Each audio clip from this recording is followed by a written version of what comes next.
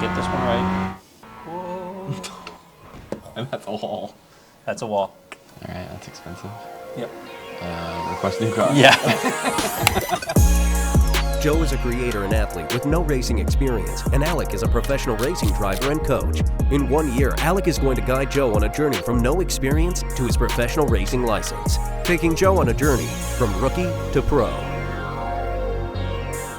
With passing, defending, racecraft, it's something that is learned over time. Now he goes around the outside into Luffield. George Russell, beautiful move. You have to be in the situation to really learn from it. Charles Leclerc's going for it to the inside as he got the car slowed down. What a move! The way that you can really supercharge that process is through sim racing.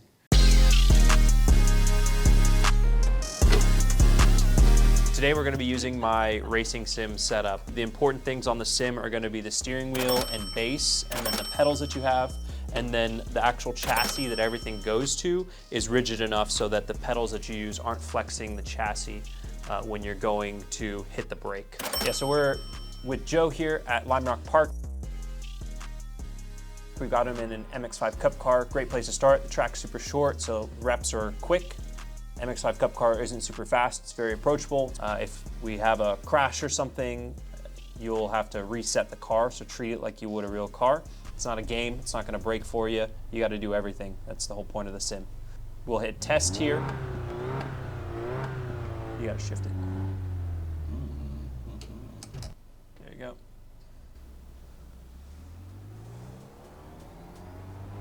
So you'll stay inside the yellow line until it ends here.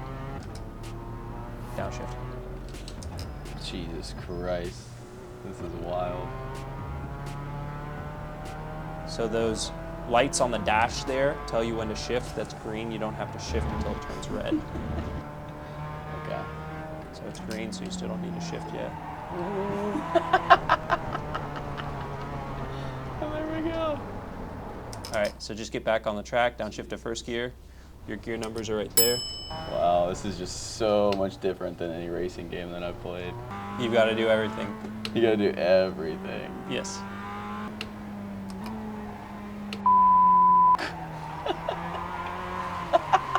Holy shit. Oh my god. Oh, I'm in reverse.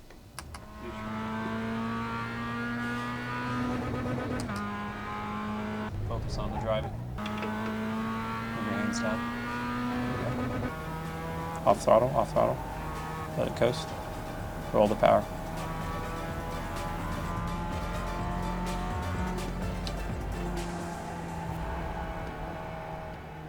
This track has 9 turns. Other tracks have 19. So start simple.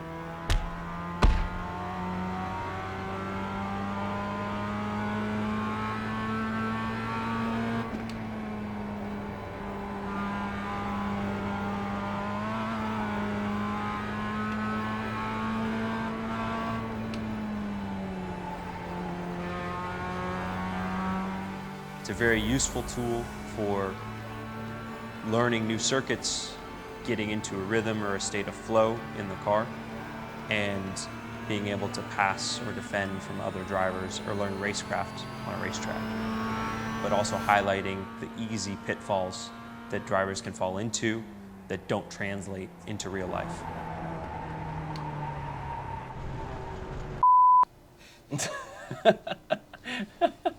Okay, so get this one right. Look for your breaking point. Which is where? 4.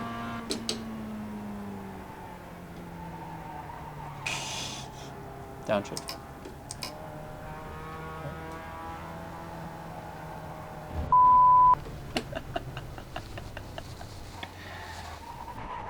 We can pause here. So first off, do you know all the turns of the track? No. No. Okay.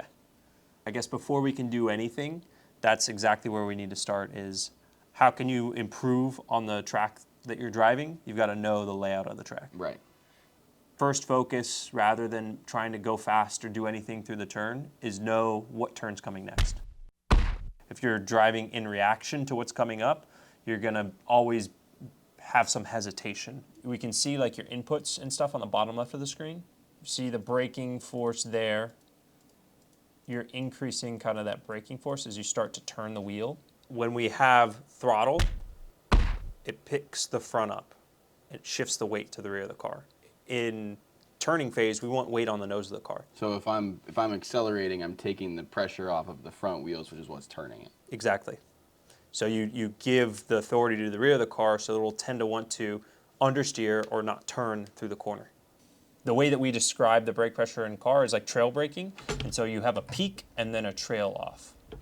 And so it's like straight up and then a nice smooth kind of like diagonal line all the way until 0. That's typically the brake pressure in cars. Okay. Without locking it up. Without locking it up, yeah.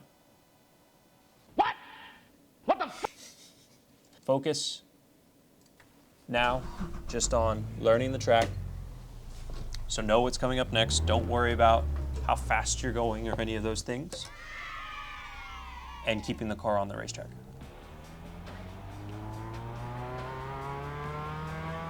Wait to power, wait. Now.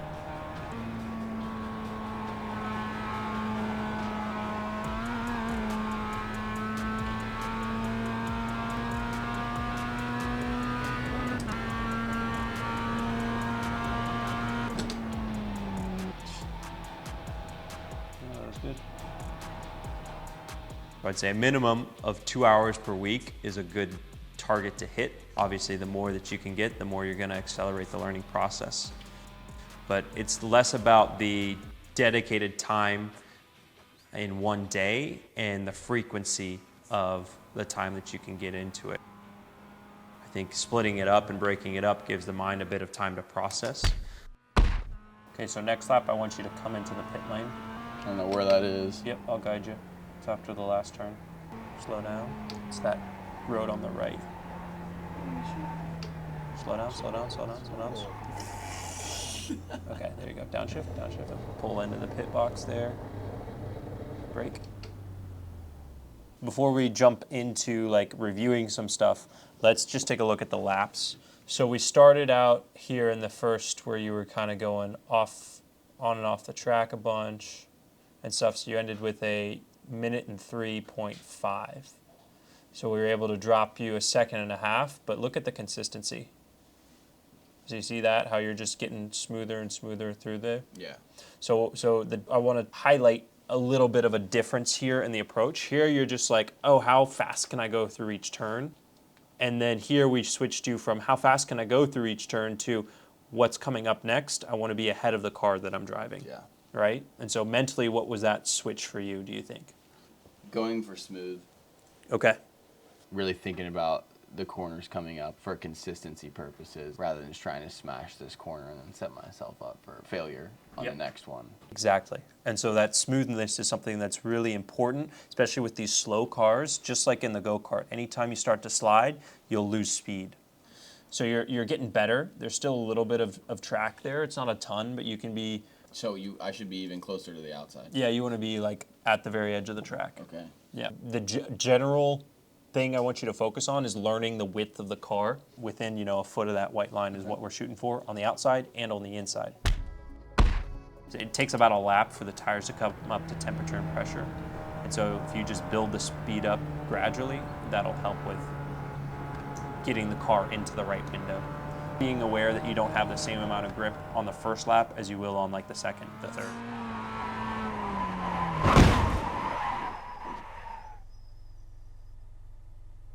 What happened there? Oversteered. Oversteered. Yes, why? I was going too fast. Nope. No? Nope. You're steering as you come up over the hill and the car gets light. You just didn't have enough time to catch it. Yeah, think about if you were to go over sideways over a motocross jump, right? Yeah. You're gonna Just go that way. land sideways, right? All right, that's expensive. Yep. Request new car. Yeah. Yeah.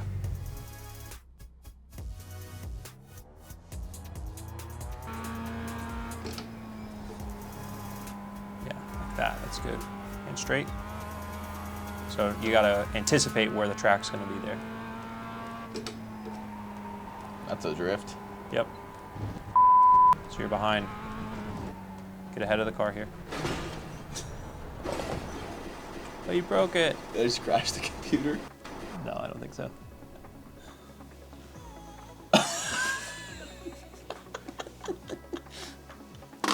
Oh man, this is fun. This is a lot more There we go. than I expected. So remember the way that you were able to get good, consistent laps in that second session. Slowly building into it. So you don't have to change everything right at the start. Just start working your way, you know, bit by bit. Yeah, that's great.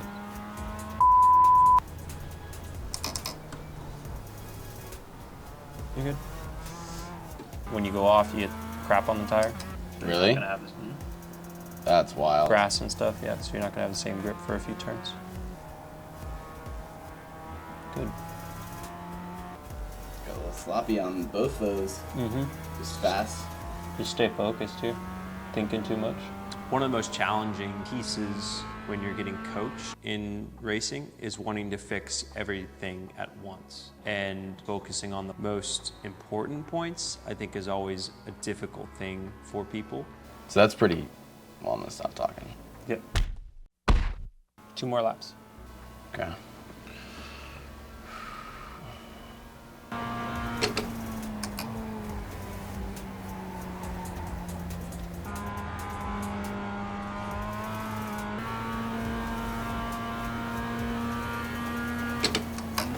You can finish this lap.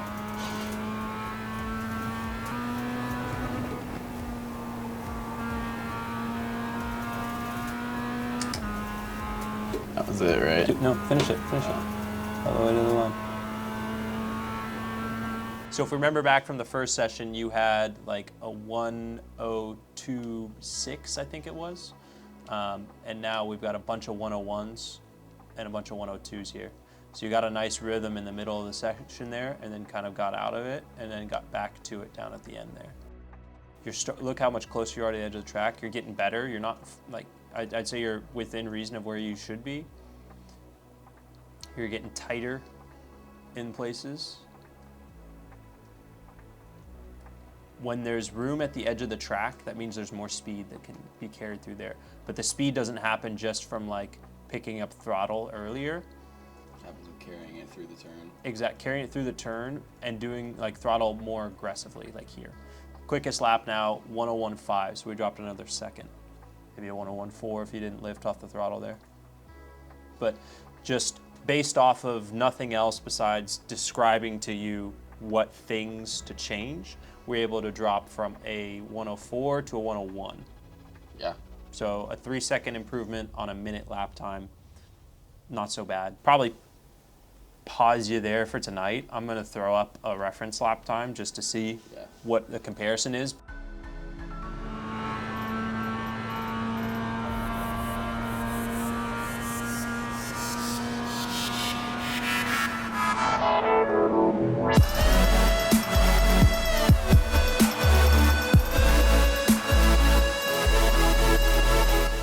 I think the time spent on the sim per week really scales with the amount of real life track time that a driver can get. So the more real life track time that you can get per month, the less you need to spend on a sim. Always driving a real life car is going to be better if that's what your desire is.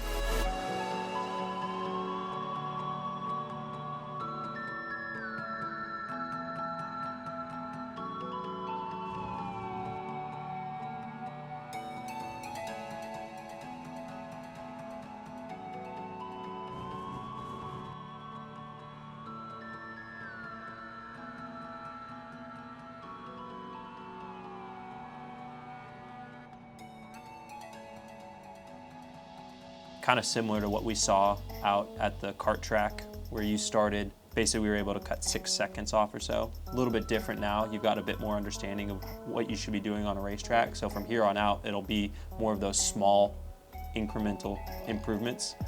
But each one feels smoother. It cuts the lap time by a similar percentage, but it's less time because you're getting to essentially 0% is the goal. The thing that sim racing doesn't teach is how to physically drive the cars. We're gonna need to get him on track in a real car. So how dedicated are you?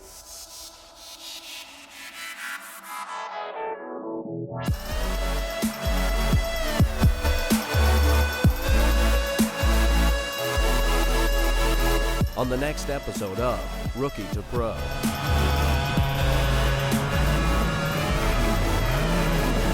How many laps do I need to do after a stop like that to make sure that they're still hot enough? It'll take like probably a lap or two.